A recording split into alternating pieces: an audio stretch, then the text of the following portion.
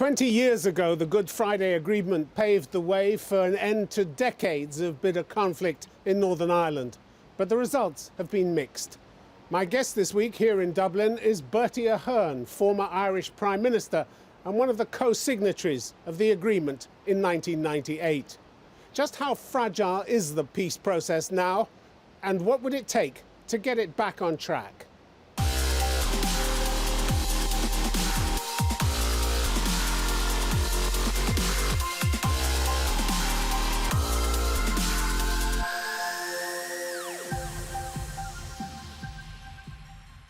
Bertie Ahern, welcome to Conflict Zone.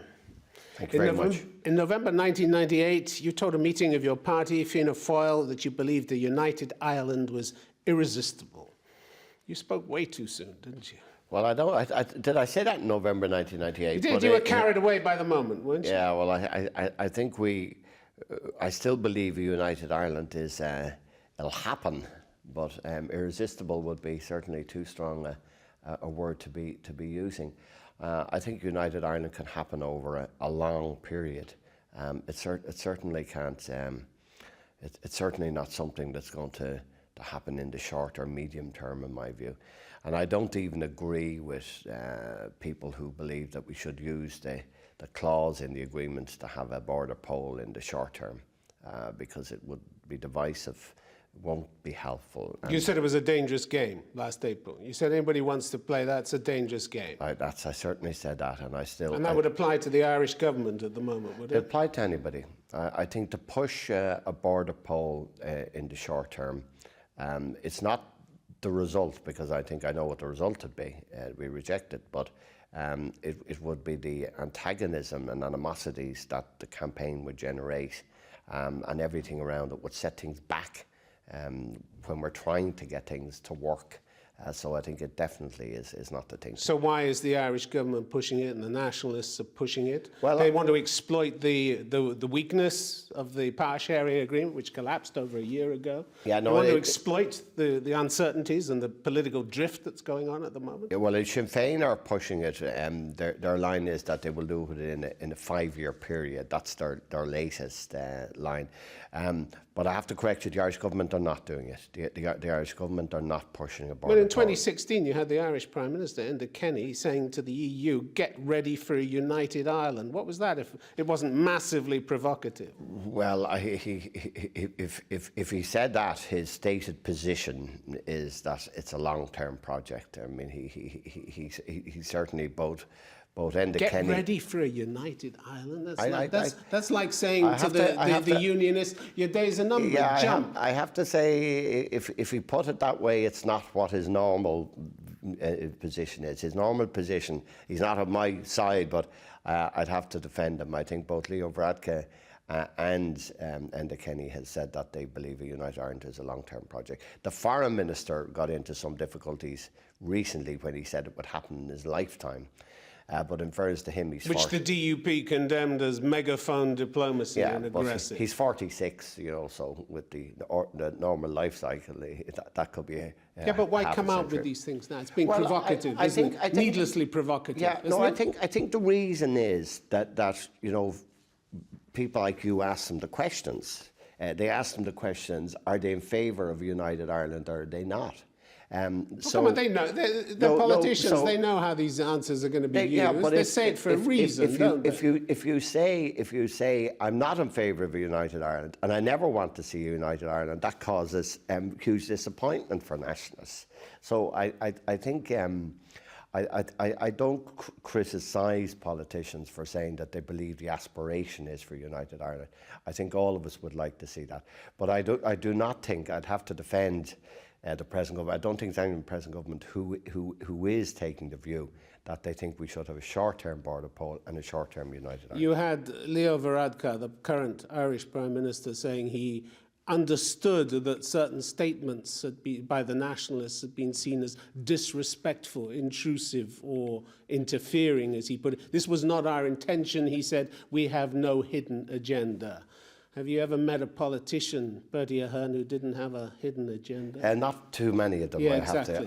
So who's he kidding? I'd have so to who's he confess. kidding? But I think you know, in the circumstances of Northern Ireland, we're without the institutions for 15 months.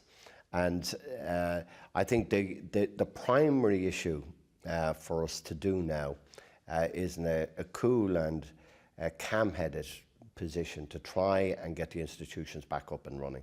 I think that's what both governments should be doing. I think it's what all the parties should be doing. You think a cool attitude like Sinn Féin's, where you get the kind of rhetoric from Gerry Adams, the former Sinn Féin leader, saying, I believe the British government has no right to be in Ireland, never had any right to be in Ireland, and never will have any right to be in Ireland. That's going back to the bad old days. It is. But what happens is, I was on a TV programme the other day with some of the extreme unionists, and they would almost question the right of Gerry Adams to be in Northern Ireland. So I'm afraid that it doesn't help on either side. And that kind of language doesn't help on either side. But in fairness, you have to. There are a lot of cool-headed people in both the Unionists and Nationalists. This week we've had the Loyalists issuing a very positive statement, trying to move away from violence, trying to move away from violence, but move away from criminality. The Ulster Freedom Fighters, the Ulster Defence Association, the Red Hand Commanders. So there are people on all sides trying hard to build peace, build relationships. But words matter. Oh, words matter. Words and matter. some, and I don't think you'd argue with this, some are opportunistically using Brexit to try and unpick the union, aren't they? Well, a blatant attempt to do just that. No, isn't it? there are. You're certainly right in that. There are British politicians, Tory British politicians, who have upped the ante big time, like Owen Patterson and others. No, but I'm talking about here. I'm talking about here in Ireland. I'm talking about the people who are causing the problems, and what they're being very, very unhelpful in trying to say that the Good Friday Agreement is not meaningful anymore, that it is not useful, that it is creating difficulties, and that if it wasn't there, we'd have an easier Brexit. But it's not just the Tory politicians. No, as David Trimble, the former Ulster Unionist leader, pointed out. It's mainly the Tory politicians, and it is then responded to. I think you have to understand. Oh, who started this? Who started this? The British Tory politicians. British Tory politicians. David Trimble, the Ulster Unionist, said the one thing that would provoke loyalist paramilitary is the present Irish government saying silly things about the border and the constitutional issue. And David Trimble is a good friend of mine, but who is he? He's a member of the Tory party. He left the Ulster Unionist Party and joined the Tory party.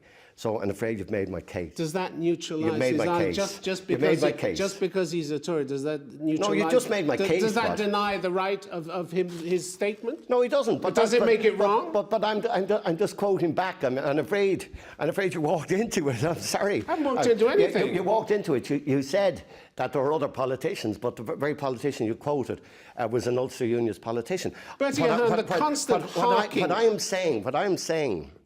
If you want an argument, I'll give it to you, and I'll win. So I just want to tell you that what we need is calm, good-headed politicians to try to make the Good Friday Agreement work. What I'm saying to you is that Tory politicians who are using Brexit, because you asked the question, are creating the difficulty. Those of us, I'm not a politician any longer, but those of us who are trying to keep things calm and keep things sane are saying to them that is the wrong thing to do. We must work together to get a solution that makes the Brexit work, if that's what the British want, and that's what they voted for, and I accept that. Bertie Ahern, is it cool and clever to keep harking on about the fact that 56% of Northern Ireland voted to remain in the EU, and if they would only unite with Ireland, their membership of the EU would be assured? Is it cool and clever to keep on with this delight at the EU Parliament's vote last year to give Northern Ireland special EU status? This is sheer hypocrisy from the Irish government, isn't it? But no, I'm sorry. I'm sorry. The British Parliament did not vote last year to give special status to Northern Ireland. I'm talking about the EU Parliament voted last year. The EU Parliament voted last year. The EU Parliament are not the negotiators, as you know. It's the But Ireland was delighted at that. European Weren't Community. you? We weren't delighted about we that. weren't delighted with that at all. We weren't. Like, what we're delighted with is that the European negotiators are seeing that a border in Ireland would be a huge disadvantage. So we're delighted that... Which everybody has said, haven't they? Yeah, The Tories have said that. The British government has said that. That's right. The EU has said it. That's the Irish right. government has said it. So why make Brexit into this disaster? It doesn't have to be, does it? No. If Brexit... But you and others seem to delight in warning that this is the end of normal politics. We're not taking delight at all. I mean, I'm just worried for the British people. I think if the British people stay in the customs union, it solves the British problem. It'll also solve the Irish problem. I can't understand why the British public would want to support the customs union. I think people like Ken Clarke and former, foreign leader of the Tories, that they have made sensible issues that to stay in the customs union is the right thing to do.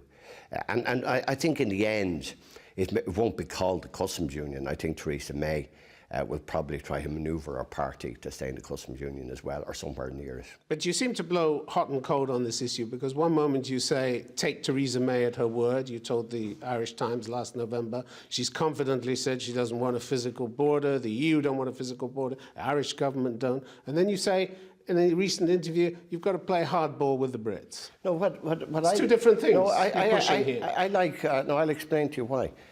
Theresa May said on the 15th of December that she was quite happy to have a backstop that would make sure there was no border. Less than 3 months later, she said that no British Prime Minister could agree a backstop that she agreed to on the 15th of December. So I'm meant to praise somebody for taking a different position in 10 weeks. If Theresa May is consistent, I would be her first supporter. But you had the British ambassador in Washington last month saying the UK remained committed to protecting North-South cooperation and to its guarantee of avoiding a hard border. He said that last month. Yeah, well, I mean, let's see if they stick to that. But if they stick to a consistent position, what we do in Ireland, and I think you understand it better than most, we've had 800 years of British misrule. We don't trust them very well, and we never did. We got the Good Friday Agreement, which we want to implement. So when the British government say something, we like to see it done. We don't go around trusting them after 800 years very easy. So what happened to all this fine talk over the last couple of weeks about the trust surrounding the Good Friday Agreement and all the North-South institutional bodies and all this? You're saying there's no trust there? Well, we don't have the institutions up and running. You know, in the greatest way. You did. 20 years ago, you signed an agreement that paved the way for them. We don't have now. We don't have now, for the last 15 months. Yeah. And that's why we're raising these issues. So all the mistrust is back? No, and not all the mistrust is back, but we have... Well, you said 800 years of misrule. We had 800 years of misrule, 800 years of bad misrule. So the priority is now get the Brits out of Ireland, is it? No, we're not trying to get the Brits out of Ireland. Bang that drum? Not it, all. I mean, what you need to do is spend some more time in Ireland. You might understand this, because you seem badly informed, if you don't mind me saying. But no, we work very closely with the British government, but we don't love the consistency of the British government. I mean, we want to see a Brexit that works for us. If it works for Britain as well, that's fine. We want to see North-South bodies that work well. We want to see the East-West relationship that work well. I think it's a pity that we will lose the contact we presently have with British politicians after the 29th of March next. We've had very good relationships with British politicians for 45 years in Europe. When Britain leaves the EU. Yeah, but that ends, unfortunately. When they leave the EU, we won't have that regular contact of every week and every month of meeting them. Now, I think if we get the institutions back up and running again, we can use the Intergovernmental Conference of the Good Friday Agreement to actually do that. I think there's a solution in the Good Friday Agreement to deal with the UK being out of the EU, and I think that will work for both of us. Bertie Ahern, looking back over the Good Friday process, the problem has been more reconciliation than peace, hasn't it? Although we'll come on to peace in a minute. But a lack of political will among the politicians to make reconciliation work. I'm thinking of education. Out of more than 1,100 schools in Northern Ireland, just 65 are integrated. Yes, That's pathetic, isn't it? It's a very small proportion, a very, very small proportion. So there hasn't been the will on either side, I think to reconcile. With some communities, they have made enormous progress.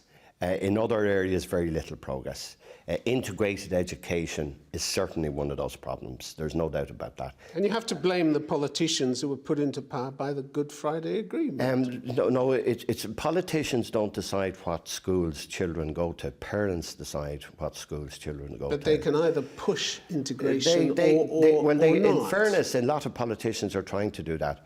But if parents decide to follow denominational grounds, politicians can't force them.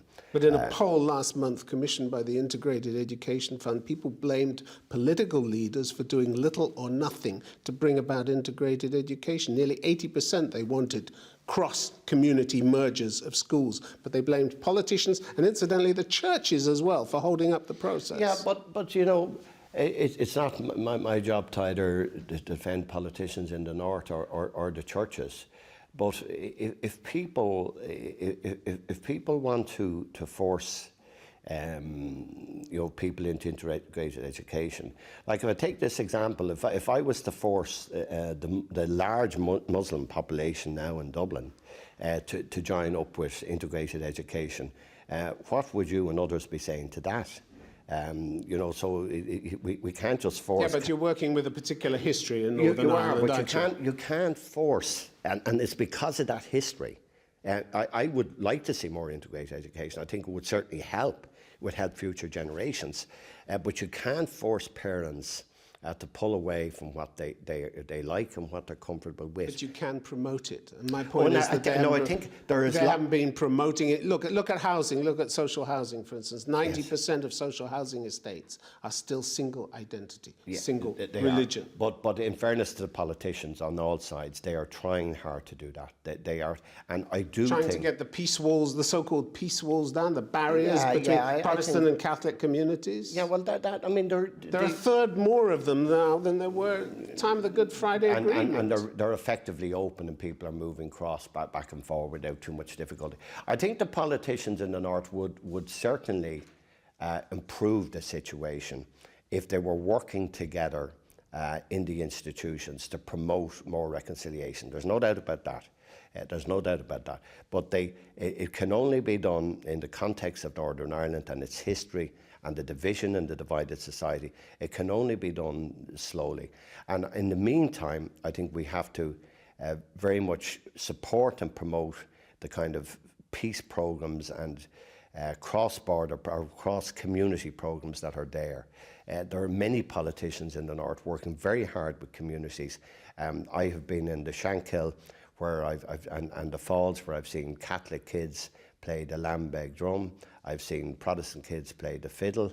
I've seen them trying to promote hurling. So there are lots of people, trying to do these things. Are they doing it fast enough? No. Are they concerned enough about the violence? Because if you look at the 10 years to April 2016, there were 1,100 bombings and shootings, almost 800 so-called punishment attacks, and 4,000 people who were pushed out of their homes. Where? In Northern Ireland. When? In the 10 years to April 2016. No, there wasn't. These are figures compiled from Belfast's detailed data website. No, there wasn't. Compiled from police, prison, court, and other records. There's hardly been a bombing. There's hardly been a bombing in Northern Ireland since the Omagh bombing. Last year, according to the police service of Northern Ireland, there were 101 shootings and beatings, up from just 64 4 years earlier. But most of those have not been political. There's been more people. I'll give you one figure. And you're not concerned about this violence? No, I'll tell you. There has been a feud between two gangs in Dublin in the last 3 years. More people have been killed in that than in Northern Ireland in the last 15 years. They're the figures. The bombing campaign in Northern Ireland, Omagh was the last significant bombing. There's very, very little political shootings in Northern Ireland. There is still criminality, But I'm afraid that criminality is what happens in every city. Criminality will not end on the political solution. But as far as political violence in Northern Ireland, there's little or none, or has been little or none. And the shootings and beatings are okay, are they? No, the shootings and beatings are happening everywhere. I mean, I was watching the television the other day, the crisis, the huge crisis in London. No, but we're talking about Northern Ireland here, with this particular history. I can tell you there's less crime in Northern Ireland than there is practically. So you're complacent about this? No, I'm not complacent at all, but I have to say your figures are from Cloud Cuckoo land. Well, these are figures, as I said, from Belfast detailed data website. Yeah, they must have been late at night when they gave them. But I mean, there's little or no shootings in Northern Ireland, and little or no. There is criminal activity, which we're always worried about. We have that in this city here, where you and I sit. There's been about 10 murders in the last 2 years just around this area, but it's nothing to do with political violence. It's to do with criminals and drugs. Bertie Ahern, in the years since the Good Friday Agreement, your own fortunes have been mixed. In 2012, you resigned from your party after a public inquiry said you lied about the source of substantial sums of money that you'd received. You said you'd go and clear your name. Did you clear your name? Yes, I did. I'm quite happy I cleared my name. Because the tribunal never reversed its decision. No, I mean, the tribunal gave its views.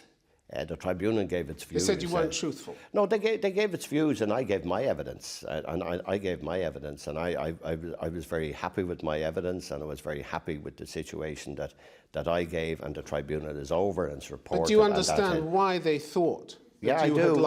I do. I've dealt with that issue, and I'm not saying any more about that issue. I've dealt with it comprehensively. A finance minister without a bank account. I have dealt with all those issues comprehensively. I'm not dealing with them again. You're somebody who wants to come back, maybe as president. These are issues that are in the public domain. That'll be for another day. That'll be for another day. For a senior politician who was always to avoid not only impropriety, but the appearance of impropriety. I've given my total views on that issue, and I'm not going to add to them. Let me talk about the crash, the economic crash. Yes. The tribunal verdict on you came 4 years. Can I just explain for a minute to you? Why you don't want to talk about these things? No, I want to tell you. I agreed to meet you on the Good Friday Agreement. We've done that, so we're finished. Thank you very much. All right.